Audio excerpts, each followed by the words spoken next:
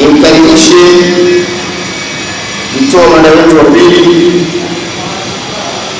ni Sheikh Said Jafar. Yeye anakuja kuzungumzia falsafa ya hija. Huyu ni daktari. Mwenyezi Mungu Subhanahu wa Ta'ala amemfanya huyu bwana kuwa daktari ili sisi wengine tuliokuwa chini yao tuwe na hali ya kutaka kujifunza na kupata mafunzo mbalimbali kupitia wao. Assalamu alaykum wa rahmatullahi wa barakatuh. Allahu akbar, Allahu akbar, Allahu akbar, Allahu akbar, Allahu akbar, Allahu akbar, lillahi alhamd. La ilaha illa Allah wahdahu la sharika lahu. La ilaha illa Allah Muhammadur Rasulullah sallallahu alayhi wa sallam. الحمد لله الذي خصنا بأعظم كتاب منزل وشرفنا بأكرم رسول بعث وفضلنا بخير شريعة شرعت وجعلنا بمنه وفضله من خير أمة أخرجت للناس تأمر بالمعروف وتنهى عن المنكر وتؤمن بالله وتم السلام وبعد. Ndugu zangu katika imani,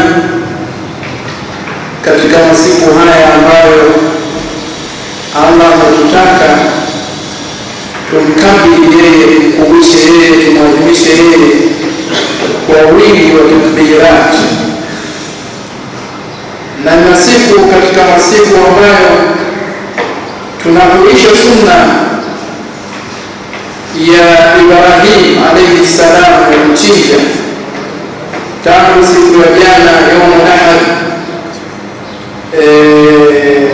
na siku ya leo na siku ya kesho Ijumaa na siku ya Jumamosi, na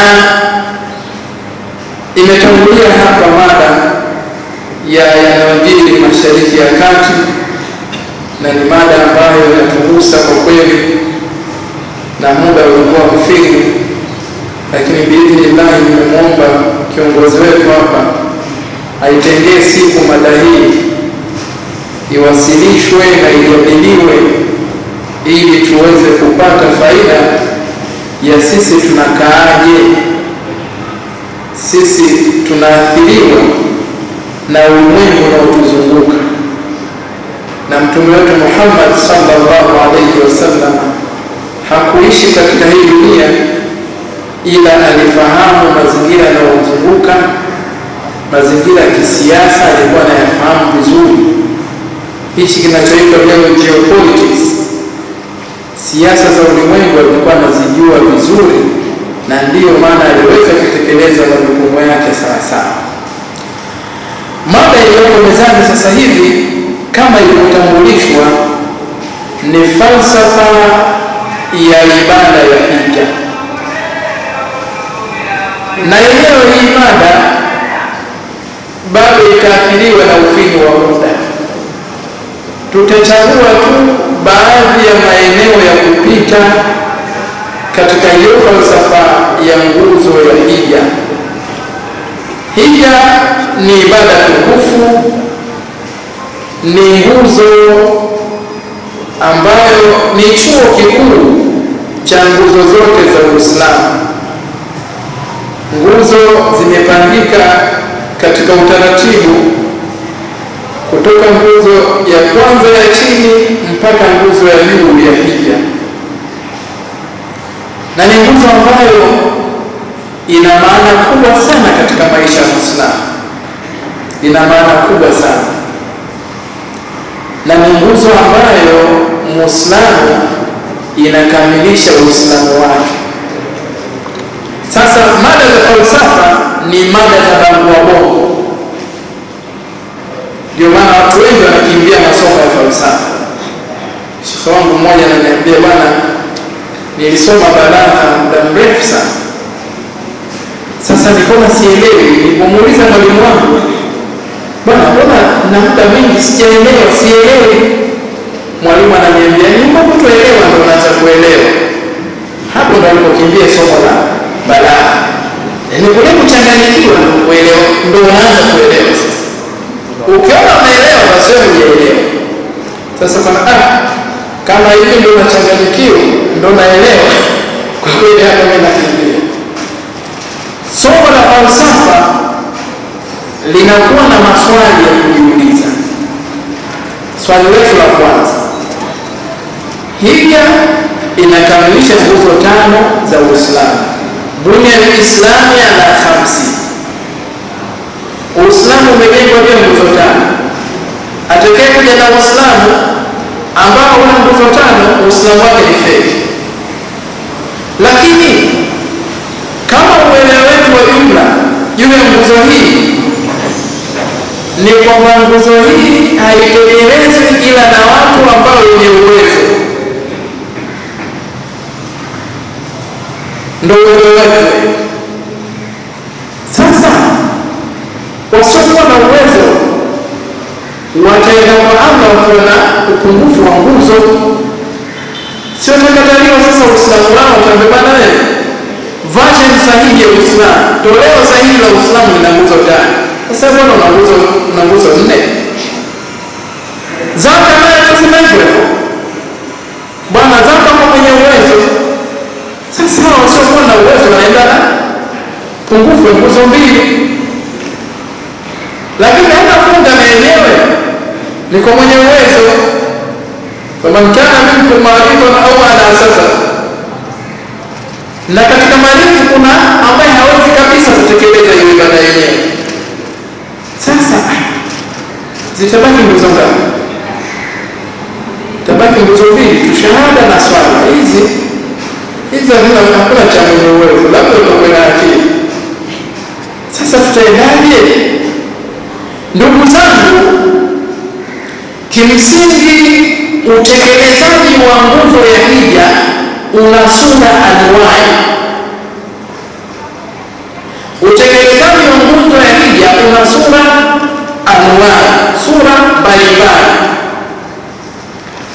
Sura moja ndiyo walillahi ala nas hijjul bait man istata'a ilayhi sabila. Sura hii ya kuizuru nyumba ya Allah tabaraka wa taala, kwa sababu inahitaji imani, inahitaji afya, inahitaji kutokuwepo kwa vikwazo vya safari. Hii ndio watatekeleza wale ambao hivi vyote wamevipata. Wamepata mali ya kutoa kugharamia safari na maisha ya kule, wana afya, na mtu anaweza kuwa na mali, ana afya kuweza kusafiri na kumudu yale mashaka, lakini pia hawana hawaja.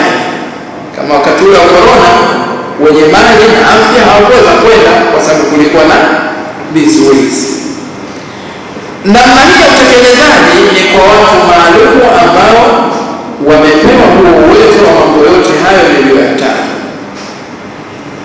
Lakini hija kama nguzo inayokamilisha dini ya Uislamu imewekewa njia nyingi ambazo Muislamu anatakiwa aisimamishe nguzo hii katika maisha yake. Hizo njia kuzipata, lazima anwani yetu ikae katika sura hii ya falsafa ya hija. Ikikaa kwenye fikra ya hija, tutaidogesha, tutafundisha namna tu ya kutekeleza ile sura moja ya kwanza ile. Na somo la fikri linatakiwa libebe upana wa kumuonesha Muislamu namna mbalimbali ambayo anaweza kuisimamisha nguzo hii ya hija katika maisha yake. Hii nguzo ina maana kubwa sana, sio tu katika maisha ya Muislamu, bali maisha ya wanadamu kote duniani. Kama ilivyo message ya Uislamu, kama ilivyo message ya Qur'an, ile message ya Qur'an anaweza kaifanyia kazi kafiri kwa ajili ya dunia yake, atapata Islam. Na ndicho kinachoendelea, kinachoshangaza. Wengine wamefanyia kazi message ya Uislamu juu ya umoja wenu na udugu wenu na kushikamana katika mambo yenu, wakashikamana wao. na kweli kila walipo wameweza kutoa nguvu ya kuathiri maamuzi ya tawala ambazo zinawahukumu, hata tawala zile zikitawaliwa na wasiokuwa katika wao, kwa sababu tu wametekeleza sunna ya nguvu. Umoja ni nguvu na utengano ni udhaifu. Sunna hii ya Waislamu, illa tafalu takun fitnatan fil ardh wa fasadi. Kwa kama ilivyokuwa mafundisho ya jumla ya Uislamu, mafundisho ya jumla ya Qur'ani, akiyafanyia kazi kafiri kwa ajili ya dunia yake, basi atatoka kwenye dunia yake. Ndivyo ilivyo nguzo ya hija. Atakayesimamisha nguzo hii katika maana yake iliyokusudiwa, basi atapata kheri zote za dunia na kesho akhera. Kwa mfano muda tutaiangalia falsafa katika namna tatu kuu. Namna ya kwanza, hii nguzo hii ya hija, ile sura yake ya utekelezaji. Sura yake ya utekelezaji, nguzo hii imekuwa ni nguzo ambayo imechukua mfumo wa ibada kumalia nafsia. Hija ni ibada ya nafsi na mali. Ndio maana walillahi ala nas hijjul baiti man istata'a ilayhi sabila, kwa sababu mfumo wa utekelezaji wa ibada yenyewe una sura zote mbili, mali na nafsi. Sasa kwenye nafsi hapa tutafundishana fikhi, bana kufika kule unafanya hivi, unatendea matendo hivi na nini, lakini katika eneo ambalo tunaomwe ni eneo la mali. Kule ibada yenyewe kwa katika mfumo huu kunatuambia kwamba sisi suala la kutafuta mali kama Waislamu ni suala la wajibu. Kanuni ya Kristo inatuambia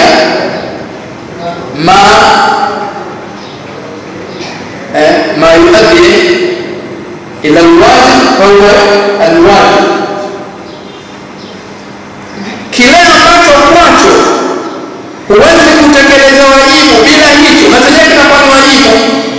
Yani huko swala katika masharti yake inahitaji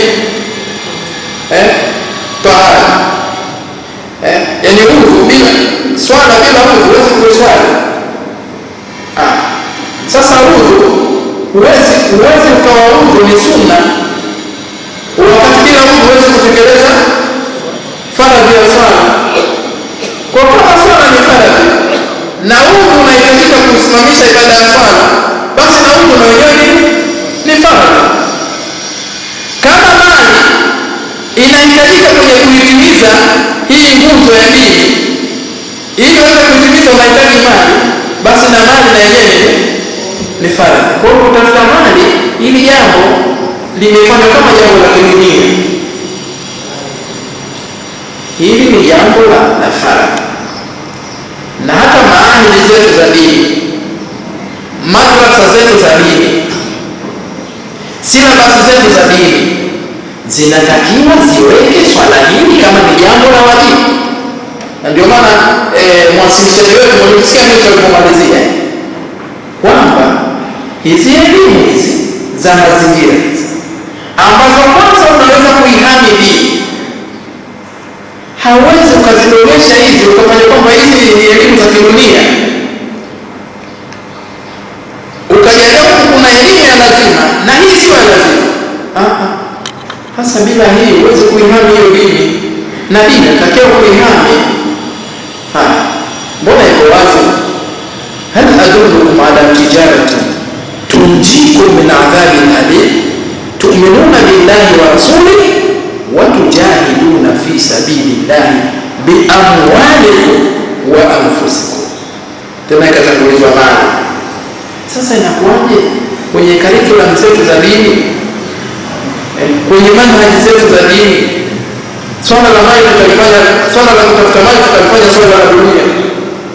Fundisha fikhi ya kutekeleza hija na ufundishe fiqh ya kutuma, ya kutafuta mali, kama unavyofundisha wajibu wa ile kuvumiliana sana kwenye falsafa. Hii sura ya utekelezaji wa ibada ya hija kwa wenyewe imechukua ibada hii, ni ibada ya nafsi na mali.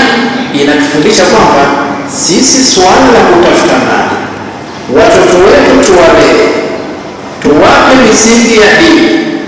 Vipi wanaweza kumcha Mola wao? Vipi wanaweza kubaki kwenye imani katika ulimwengu huu wa fitna tulionao? Vipi wanaweza kuishi na ulimwengu wa sasa na kukabiliana na changamoto za sasa, kama Imamu alivyoziweka kwa mtangulizi hapa. Mimi amenigusa sana wakati anazungumza pale wa Irani juu ya 70% kuwa wamezama kwenye science. Na mimi hili jambo nalizungumza sana na vijana wetu sasa hivi. Naambia kuna masomo haya yamelazimishwa kufanya kuwa haya hizi ni fani. Ukienda kusoma kwenye hayo masomo, unachosomeshwa chenyewe unajua kabisa hiki hakina application popote kwenye dunia yetu ya sasa hii. Nawaambia sasa ulimwengu ni wa sayansi na teknolojia. Sisi wazazi, sisi walezi, tuwaelekeze watoto wetu huko. Haya masomo ambayo yamefanywa kwa ni masomo mtelezo, mtu hata akiwa mvivu na nini anaweza kufaulu, ndio anaotumbuliwa sana. Tuwatoe huko. Mimi nimesoma degree ya history na English. Wakati nasoma kwenye degree ya history, wale wanahistoria wenzangu watanisamehe kwa hili. Yaani naona kabisa kuna vitu vimelazimishwa sana kufanya hivi sana ya kusoma mpaka katika ngazi ya chuo kikuu. Sasa imani wetu hapa, mwasilishaji wa kwanza akasema ulimwengu unaenda kwenye science. Lazima tuwekeze kwenye science na teknolojia. Mwanao muulize, unasoma nini shule? Unataka kuwa nani wewe? Mimi bwana nitasoma history tu na civics, history tu na Kiswahili. History tu na mwambie ndoto yako nini? Basi tuanze kuwalea toka mwanzo mtoto waingie kwenye haya masomo na wapeleke kwenye science na teknolojia. Ndiko ulimwengu uliko sasa hivi. Mwirani anapigana vita, yuko pale Irani. Vitu vinarusha ndani ya siku moja, ndani ya muda mmoja, nchi mbalimbali. Hii falsafa ya ibada ya hija, nukta ya kwanza tumeimaliza. Mfumo wa ibada kuwa ibada ya nafsi na mali unatuambia jambo kubwa sana. Namna ya pili ya utekelezaji wa ibada hii unatuachia somo jingine muhimu kubwa, somo kubwa kabisa. Hii ibada inatekelezwa kwa watu kuacha miji yao kwenda kuzuru nyumba ya Allah tukufu. Wanaacha miji yao vizuri, kazi zao muhimu, nyeti, sensitive. Wanaacha familia zao, mwingine anaondoka yeye mwenyewe peke yake, anaacha mke na watoto kwenda kuitikia wito wa mzee Ibrahim. Wito huu ulitolewa na Ibrahimu kwa amri ya Allah, wa adhin fi nasi bil hajj yatuka rijalan wa ala kulli dhamirin yatina min kulli fajjin amiq. Wakati anapewa hii amri Ibrahim aadhini, awatangazie watu waje kufanya ibada ya hija, yuko jangwani, hakuna mji, watu wako mbali. Sauti yake anashangaa, anawezaje kuadhini, kuwaita watu, sauti ikawafikia hao watu.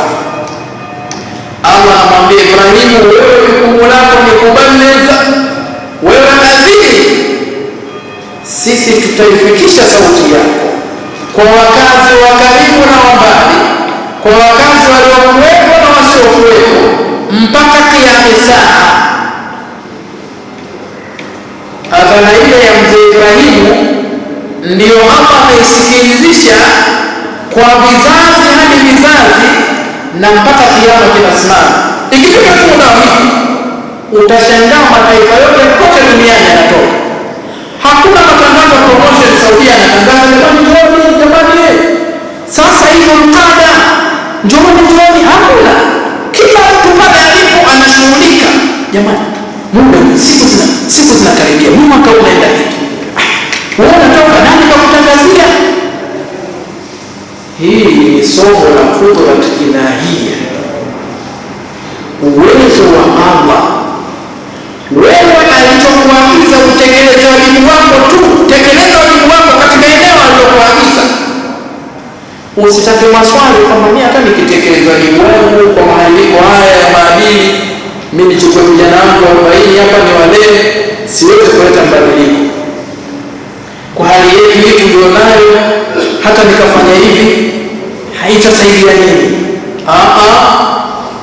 Wewe tekeleza wajibu ulioagizwa na Allah tabaraka wa taala, na yeye atabadilisha, ataleta matokeo ya wewe kutekeleza ule wajibu wako. Lakini la pili, hii sura utekelezaji hii ya watu kutoka kote wanakwenda miaka kwa miaka, tangu enzi na enzi, inarithiwa hivyo, ni ithibati ya ukweli wa risala ya Uislamu. Ukweli ambao Uislamu alitakiwa anapotekeleza maagizo ya dini, anapotekeleza mafundisho ya dini, awe ana ithibati, ana confidence na mafundisho ya dini, kwamba haya ndiyo mafundisho sahihi na hii ndiyo njia sahihi ya mimi kufikia malengo ya maisha yangu hapa duniani na kesho akhera. Sasa tatizo ni kwamba Uislamu ni dini ya haki, ni dini ya kweli, lakini wanaofuata huo Uislamu tumekuwa waongo katika ule kweli, tunafeki katika jambo ambalo ni haki. Yaani mafundisho yake tunayatilia mashaka, kama vile mtoto mfanya biashara ukimwambia Allah ameharamisha riba, sasa bila riba tutatokaje? Tutatokaje bila riba? Kijana ambaye anakusudia kuiendea ndoa anaambia fuata njia na taratibu za dini. Sema kwa hawa mabinti wa sasa eti bila kuonana, yani ile kuonana kwa maana yao bila kuzoeana, inawezekanaje bwana? Lazima tujuane. Huko kote ni kutilia mashaka mafundisho ya dini. Sasa huo ndio uongo katika ukweli. Wale ambao dini zao ni za uongo wamekuwa wakweli katika uongo, wamekuwa wakweli katika uongo, mpaka wakataka kugeuza ule uongo kuwa ni ukweli. Na sisi mpaka tukataka kugeuza ule ukweli kuwa ni uongo, kwa sababu ya kuiendea mafundisho ya Uislamu kwa kubitu, kwa kusita. Muangalie falsafa somo ngumu sana. Sasa nataka kuchanganya tena, nataka niingie ndani kidogo. Muangalie Bihajra katika mambo ambayo yanatuamsha kwenye falsafa ya hija. Ni swali la kujiuliza kwamba kwa nini matendo mengi ya hija kama sio yanatokana na familia ya Ibrahimu? Kwa nini badala? Kwanza wito wenyewe wa hija, nani kaambiwa? Ibrahim, wa'adhin fi nasi bil hajj yatuka rijala, watakujia kutoka kwa matofauti mbalimbali. Huyu mzee Ibrahim, tunaitika wito wa mzee Ibrahim. Sawa, haja tunachinja, tumekula nyama jana, tunakula nyama leo, tutakula nyama kesho, tutakula nyama kesho kutwa. Tunarudi kule kwenye kisa cha Ibrahimu na mwanae Ismaili, tunazunguka kwenye familia ya mzee Ibrahim. Kwa nini? Moja ya sababu hizi nitakazotaja. Muangalie na unganisha na ile moja ya ukweli wa Uislamu na sisi tunavyoendea mafundisho yetu kwa kutia mashaka. Bihajra, wakati mzee Ibrahim, Nabiullah Alimullah Ibrahim amefika pale Maka, kabla hapajawa mji, ameweka pale familia yake, anapewa maagizo na Allah ya kuondoka pale, iache familia yake pale, pahala ambapo hapana nyumba, hapana makazi. Anamwacha mwanamke na kichanga chake Ismaili. Wamama kule, naomba msikilize vizuri sana nukta hii. Anacho mtoto wa kike jangwani, hapana makazi, hapana sababu za kuishi, anaacha mwanamke na kichanga chake. Bihajra anamuona Ibrahimu anataka kuondoka, anashangaa, sasa nenda wapi? Anamuuliza na mume wangu, mbona kama unaondoka? Mume kwa ugumu wa yale maamuzi yaliyoamriwa na Allah anapata shida kumweleza, lakini ana ishara zote za kuwa anaondoka. Bihajra akauliza swali kwa kurudia rudia mpaka kuna itakuwa anakosea namna ya kuuliza, akabadilisha swali. Na ile fikri ya wanawake katika kuongea na waume zao, kuna wakati tatizo ni lugha unayotumia, hatuelewani. Badilisha lugha. Akapindua ile swali, badala ya kumuuliza mbona unaondoka, mbona unatuacha, akamwambia Allahu amaraka bihadha. Anajua hapa sasa ndo mtampata huyu, mtampata. Hebu niambie, hivi unachofanya ama amekuamrisha hivyo? Na wewe dada, na wewe mama, ukifungamanisha swali lako na Allah, umemkamata mumeo. Hebu mkamata. Kama imani, labda imani yake iwe mgonjwa au kwa ICU, lakini kwa jambo muunganisha na moyo wake kweli. Mume wangu, hivi hivi ulikochukia na matusi haya yote unayorushia, ama unakuamrisha hivyo? Basi kama ana imani, ushamwaga tindikani, anapoa kwa ng'ombe, usamehe kwa kweli hasira zangu. Sasa hasira zako ambazo zinapindua mafundisho ya Allah, basi nisamehe.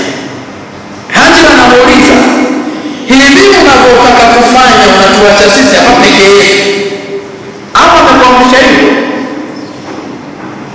Basi jibu la Ibrahimu likawa Allahu amara bihadha. Basi shughuli imekwisha. Hajra anasema idhan la yubayyi'ana Allahu, kama Allah amekuamrisha kufanya hivyo, Allah hawezi kuamrisha jambo ambalo linatuletea sisi maangamizi. Hawezi kututupa wewe, tuache sisi na Mola wetu mlezi. Katika kiwango hicho cha kutotilia shaka mafundisho ya dini, ndio Uislamu anakuwa Muislamu.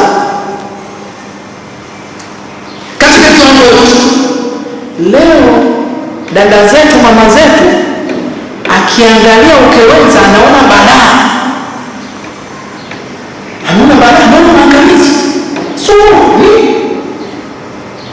Siku moja dada mmoja mashallah kwenye dini yuko vizuri kweli kweli, mimi kwa sababu yangu nilikuwa na bwana, lakini kanitisha, kaniambia mimi mwanangu siwezi kumwozesha kwenye ukewenza. Nikamwambia inna lillahi wa inna ilaihi raji'un. Kwanza fanya istighfar, lete toba, tumie kwa Mola wako mlezi. Mashaka siku hizi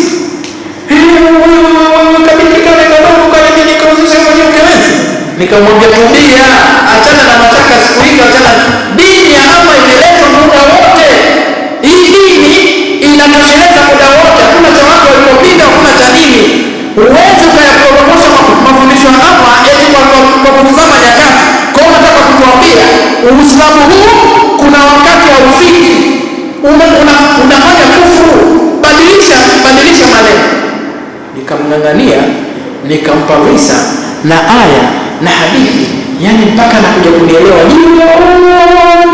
jua linazama. Kasema hapo kwenye ukeweza dada zetu walipatikana.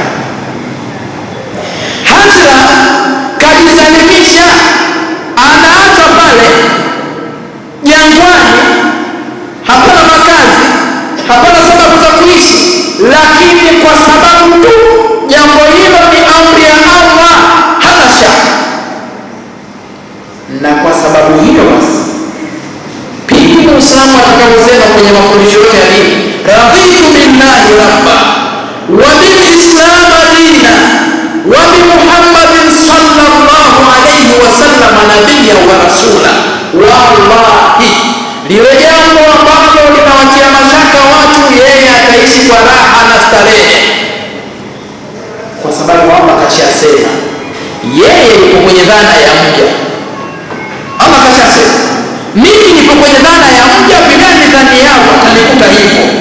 Usikangania kwa mashaka, sikatia shaka kwenye uweza, na akiingia kweli atakutana na mkomoto, kwa sababu kaanza kutilia mashaka wote wenyewe. Subiri, siku akijisalimisha ataushangaa ukiweza. Atasema kumbe Mungu ukiweza. Mbona kutana na mambo ya ajabu? Mama kule Bukoba, kisa chake napenda sana kusimulia. Mama kule Bukoba kapata sharafu ile ya maswahaba. Kisa chake ukisimuliwa, hiyo sharafu sio ya wanawake wa leo, sharafu ile ya maswahaba. Yule mama kazikwa Bukoba mwaka 1984, kazikwa Bukoba. Familia yake kahamia Mwanza. Ilipohamia Mwanza mwaka 2016, kutoka 84 2016, yule mama anamjia mwanae kwenye ndoto kila siku. Maneno yake ni yale yale anarudia. Anamwambia, mwanangu, njoni mnitoe mmeniweka sehemu chafu, njoni mnitoe mmeniacha sehemu chafu.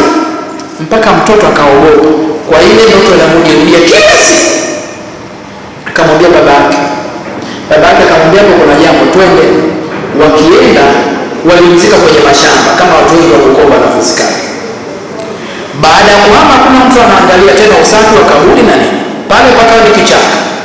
Wale walevi wa pombe zile za kule mashambani wakafanya pale ndio sehemu ya kumaliza haja zao. Kwa hiyo kaburi likageuzwa kuwa choo. Walivyoenda wanakaribishwa na harufu ya choo kamili kabisa. Akasema hili ndio jambo lenyewe sasa. Walipouliza fatwa, alizikwa mwaka gani? Mwaka 84. Mashaka akasema, fukweni mifupa, nendeni mkazike kwenye makaburi ya dunia. Nendeni mkafukue mifupa. Wanaenda wakiwa na taswira ya kufukua mifupa. Walichokutana nacho hawakuamini. Wanakutana na mwili wa yule mama, mwili mbichi wa maiti iliyozikwa leo, na sanda mpya kwa ule mke wake na manukato yake aliyozikwa nayo toka 84 mpaka 2016. Fanya mahesabu ya miaka. Mwili wa mama umehifadhiwa kama ilivyohifadhiwa miili ya mitume walioharamishiwa kuliwa miili yao. Haya, uliza huyu mama kilichompa sharafu ni nini? Watu walipotaka kujua siri ya yule mama, kila wanaposhika yule mama hayupo. Takuwa huyu mama ilikuwa stara yake hiyo ya hatari, ni ile ya kuona kope tu za macho. Hapa wala stara yake bana, ametimiza tu vile vigezo vya stara ya Kiislamu, wala hana cha nikabu wala gloves wala socks nini. Ni stara ya Kiislamu inatimia, hauwezi kuitia shaka. Sasa basi alikuwa ni mwenye kufunga tu, hayupo kwenye safu ya ufungaji. Basi alikuwa mwenye kusimama sana usiku, hayupo. Sasa vipi? Mumewe akasema, jamani, msisumbuke, huyu kuna jambo kalifanya, mimi mwenyewe nilipashiria, nikamwambia kwa hili ama atakunyanyua duniani na kesho akhera. Lipi hilo? Akasema, mimi nimeoa mke wa pili huko bwana, nikaoa kabinti kadogo kidogo, nikamshirikisha mke wangu, nikamnong'oneza juu ya azma yake. Akaniambia, mume wangu, mimi nataka nisimame na wewe katika jambo hili, usiniogope, niletee huyo binti. Kabla hajamuoa akaletwa binti. Yule mama akamfundisha yule binti namna ya kumtunza mume. Yaani mama analea mke mwenziwe mtarajiwa kama anavyomlea binti yake. Mwanangu, nakuja kwenye maisha ya ndoa, wanaume wako hivi, wanahitaji hivi kutoka kwako wewe. Usafi, jitahidi katika usafi, asipate harufu yote kwako, asipate maneno kuchukiza. Akamlea. Wakati wa honeymoon, yule mama ndio anamhudumia chai na akamharamishia hakuna kushika chombo, shuka anabadilisha yeye kitandani. Na baada ya honeymoon kuisha, akaishi naye kwa wema mpaka afariki yule mama. Watu wakasema ukewenza ndio umemnyanyua huyu mama. Hao ni watu ambao hawana mashaka kwenye maamrisho ya dini, kwa sababu huyu mama hakutilia mashaka ule ukewenza na akamkuta Allah hivyo hivyo. Sasa sisi Waislamu wa leo tunatilia mashaka. Haya nukta hapo kwenye hilo tunatilia mashaka. Kisa cha Ibrahimu, hizi nyama tunazokula wakati tunakula tuishi na haya mazingatio. Mzee Ibrahimu anaoteshwa ndoto, anapewa jambo kubwa gumu, mtihani gumu sana kwa njia ya ndoto. Anamuona anamchinja mwanae, kisha anafanya maamuzi ya kumwambia mwanae, sasa sikiliza, kwa namna hii nilipoota ndoto kama kiongozi wetu hapa alivyotufunulia, ile ndoto imejirudia rudia. Akasema hili jambo mimi sina shaka nalo. Mwanangu, mimi nimeona kwenye ndoto na kuchinja. Hebu angalia hivi hapa. Yaani jambo gumu linakuja kwa njia ya ndoto. Njia ambayo ilikuwa inampa Ibrahimu namna nyingi ya kutia shaka, ya kukwepa. Kwa nini hapa ni kwenye magumu hivi? Kwa njia ya ndoto. Kwa nini asingeniletea malaika? Na hata Ibilisi laanatullahi alayhi ndio sehemu alikuwa anaona kumkamatia Ibrahimu. Hivi wewe jambo gani baya namna hiyo utakufanya? Kuna mtume alipewa namna hiyo, halafu kwa ndoto tu utakumchinja mwana kwa ndoto. Lakini yeye hakutia shaka kwa amri ambayo imekuja katika njia ya ndoto. Haya, sisi leo tunatia mashaka kwa amri ambayo imeletwa na Jibril, nazalahu ruhul amin. Yaani hapa akitaka kuisifia Qur'ani anaisifia kwa Jibril aliyeteremsha amri iliyotoka kwa uzito na namna hiyo. Jibril, Qur'ani ukisoma baadhi ya sura unashangaa. Kuna sura inateremka hapa duniani na malaika 70,000 kwa uzito wake, 70,000 malaika, na Jibril anakuja naye. Amri zilizoshuka katika uzito namna hiyo, na Allah kaiapia viapo vikubwa kabisa Qur'an. Maamrisho yale tunayatilia mashaka. Sasa Ibrahim ingekuwaje? Au mwanae Ismail ingekuwaje? Na ndiyo maana wale wakapewa ijaza ya Uislamu. Tukitaka sisi tupate ijaza ya Uislamu, hatutapata ijaza ya Uislamu kwa majina. Hatutapata kwa majina haya kama Ahmad na nani, na hata yale majina matukufu ya kimanhaji na madhehebu yale na ule utukufu wa madhehebu yetu tunalazimisha. Hatupati ijaza ya Uislamu kwa kujiita majina mazuri. Mzee Ibrahimu na familia yake wanatufundisha namna tukitaka sisi tupate ijaza ama tukubalie kwamba sisi kweli Waislamu,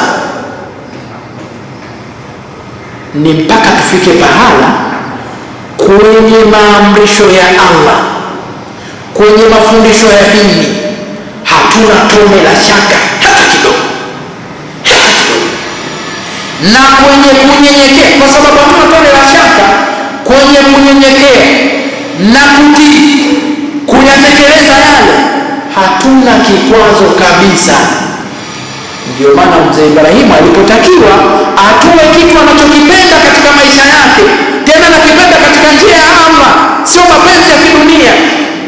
Mtoto Ismaili kamuomba yeye, Rabbi habli minas salihin, Mola wangu nipe katika wacha Mungu. Ndio akapewa yule kipenzi chake njia ya Allah, anaambiwa mchinje, uko tayari. Ismaili anatoa kitu ghali katika maisha ya mwanadamu, uhai wake yuko tayari kumtoa kwa sababu ya kujisalimisha kwa Allah tabaraka wa taala. Ndio falamma tala liljabin falamma aslama watallahu liljabin fanadainahu ay ya Ibrahim qad saddaqta ru'ya. Falamma aslama, waliposilimu. Allah ndo anapa ijaza ya Uislamu. Hiyo ndio ijaza ya Uislamu. Unataka ijaza ukubaliwa Uislamu wako mpaka ujisalimishe katika kiwango hicho, hutii tone la shaka kwenye yale. Tafakuri zifuatazo kama sehemu tu ya kufunga haya mazungumzo. Tafakuri ya kwanza, hija ina mambo ambayo yamefungamana nayo.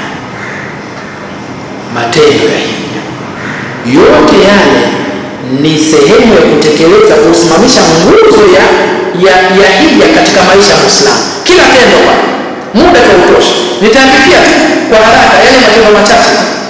Wale mahujaji wanapotoka kwenda kuitekeleza ibada ya hija, wakifika miqat, wanavua nguo zao za kawaida, wote wanavaa vazi la ihram.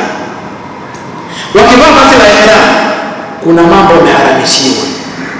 Lile vazi la ihram lina maana kule kuvua yale mavazi yao ya kifahari, mavazi yao ya unyonge. Kuna wengine akivaa vazi anajulikana unyonge wao kupitia vazi alilovaa. Huyu hamna kitu. Kwa maana mtu mwingine alimkosea tajiri mmoja, alimwona amevaa nguo za kichofuchofu, akampa swala. Yaani anaomba huyu ni omba. Nguo zina majambo. Na mavazi mengine ya vyeo. Kuna baadhi ya nchi, kuna vazi anavaa mkuu wa nchi tu, vazi hilo anavaa. Yale mavazi yote yanavuliwa, wote wanakuwa sawa sawa. Hapo kuna somo katika maisha yetu. Tuna mipaka tumejiwekea. Mipaka ile inakuwa ni kikwazo cha sisi kutekeleza wajibu wa Allah, kwa sababu ya mipaka. Mimi msomi kama mimi shida mkubwa kabisa, hona niambia nini? Mimi nifanya hivi nini? Sisi huku kwetu ukishaitwa dokta, ukiitwa profesa, ndio kama vile yani kijimungu fulani. Hakuna wasio kijimungu. Hakuna kaburi la profesa wala kaburi la dokta. Mwisho wa siku kifo, wote lazima kwenye kaburi moja. Na hata ukilisema waandike wale ile kaburi la marehemu profesa fulani, haitaisaidia chochote. Marehemu profesa, sasa angekuwa profesa, angekuwa marehemu tena. Hii mipaka tumejiwekea ya kijiografia, ya kikabila, ya maeneo, ya kimakundi, ya kimadhehebu, ni mipaka feki. Na ndio maana wote mtavua hayo mavazi yenu, mtavaa vazi moja tu ambalo halitofautishi nyinyi kwa mipaka ya kijiografia, kwa mipaka ya kijamii, kwa mipaka ya vyeo, kwa mipaka ya maeneo ya kikanda. Hakuna haya. Nafika pale tawafu, mnatufu pale kuzunguka ile nyumba. Ile ni nyumba ambayo ni ramzu tauhid. Wale mahujaji hata kwa milioni 5 wote wakatufu pale, hawezi kuungana uso kwa macho. Mtashukurana tu kidogo, mnakwenda kusumana. Hiyo ni message. Kwa nini sisi tuna migongano kwenye maisha yetu? Ni kwa sababu harakati zetu, juhudi zetu, mipango yetu, fikra zetu, mawazo yetu, sisi yale mawazo yametengana na tauhid, yametengana na Allah. Mwingine mawazo yake ni ya tumbo. Yaani ile mipango yote, yaani ile mipango ndani yake kuna jambo la tumbo. Sasa huyu lazima gongane na mtu ambaye yeye anakusudia tauhid. Hao watu kibla zao ni mbili tofauti. Huyu kibla chake ni Allah, huyu kibla yake ni tumbo. Hawatawezi. Simezana somo la falsafa bwana. Lazima falsafa. Kibla ya tumbo na kibla ya Allah lazima vitagongana. Ndio tunaona mambo ni kwani hapo gomvi yetu ni nini? Mbona watu tuko kwenye taasisi ya dini?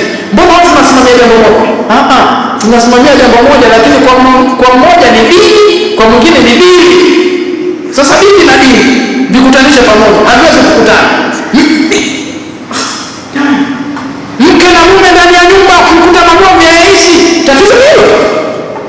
kuna mmoja katika wao kibla yake ni jambo lingine kabisa, jambo lingine kabisa, au wote wawili. Hii ndio tafakuri ya tawafu. Sasa kwa sababu ya ufinyu wa muda, tuachane na haya matendo ya hija. Nimalizie tu kwa ile hutuba ya Rasulullah sallallahu alaihi wasallam, na nitamalizia kuhusu kipengele kimoja ambacho kinaonyesha kwamba kweli ibada ya hija na masomo yaliyokuwepo ni hitajio la wanadamu katika maisha yao yote.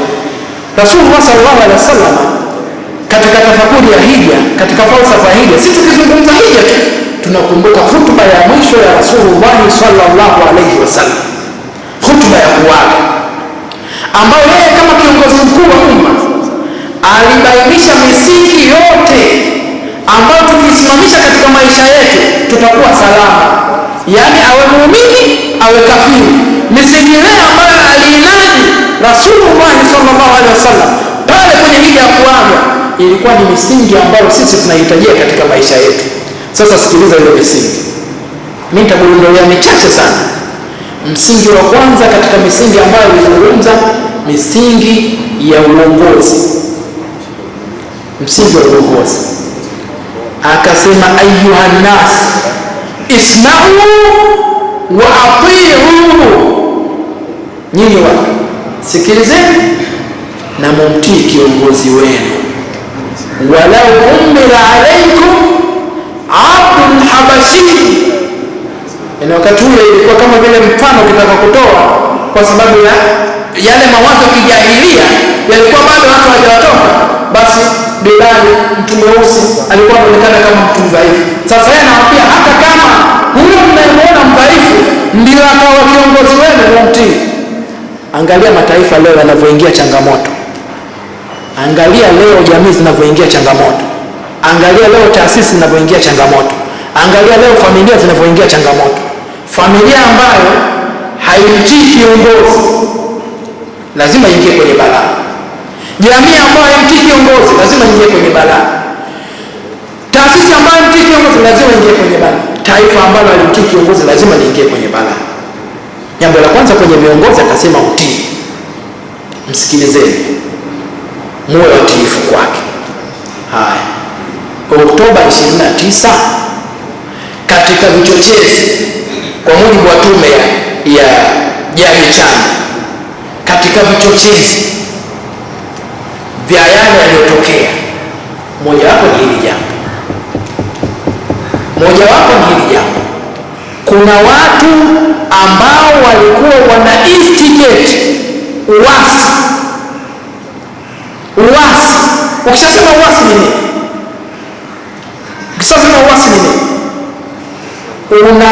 Unaipinga mamlaka halali. Hatukatai kuhusu viongozi kukosea. Kiongozi anaweza kukosea na kuna namna zake za kumrekebisha, kama tulivyofundishwa kwenye swala. Imamu ameruka aya, wewe unatoka na ngumi kwenda kumpiga imamu, sukumia tu kwa pembeni, unaingia wewe kwa sababu imamu karuka aya. Hapana, kuna namna za kumrekebisha imamu, na kiongozi ndivyo hivyo.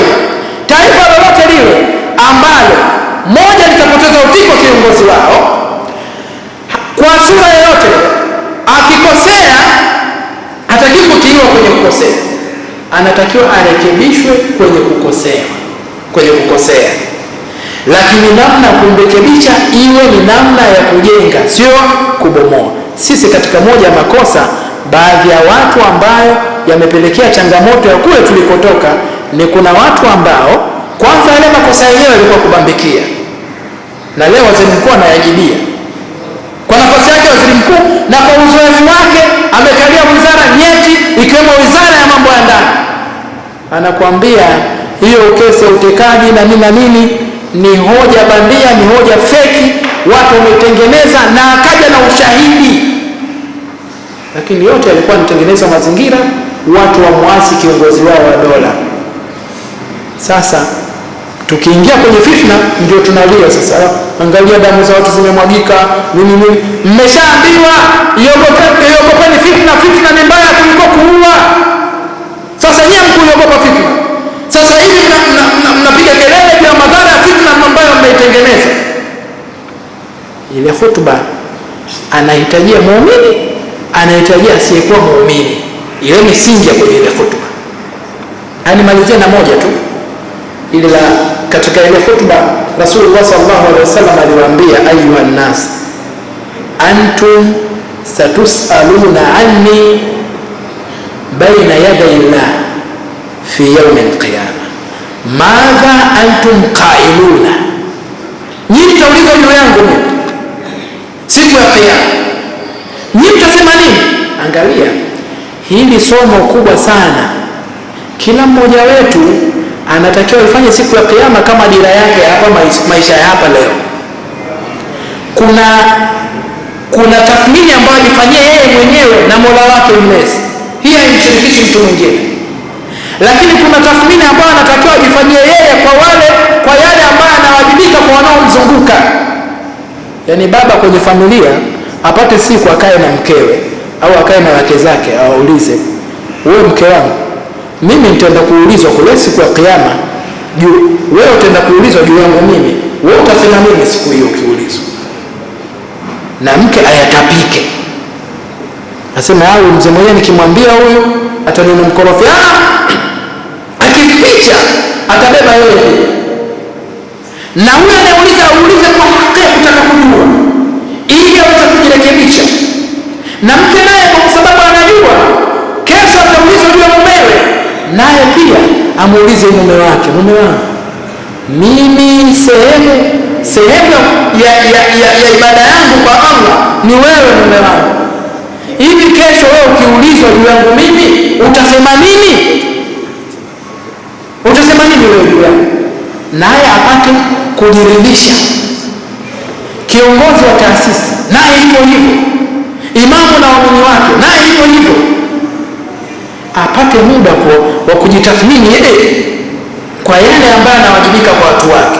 Baba kwa wanaye apate siku kukaa na wanaye, wanangu vipenzi, mimi baba yenu, mimi kesho katika maswali nitakaoulizwa na Mola wangu mlezi siku ya kiyama ni juu yenu nyinyi.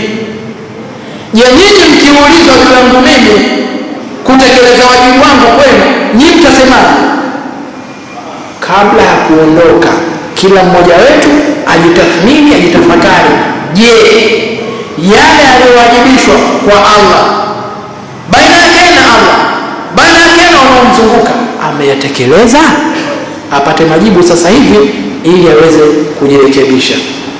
Falsafa ya hija ina maana kubwa sana katika maisha yetu, na muda wetu huu hautoshi kubeba hizo maana zote ambazo zimebebwa na falsafa hii ya hija. Naomba nisimame hapa na nishukuru kwa uvumilivu wenu wa kunipa muda wa nyongeza na subira zenu za kunisikiliza. Allah ajalie mimman yastami'una alqawla fayattabi'una ahsana. Jazakumullahu khairan.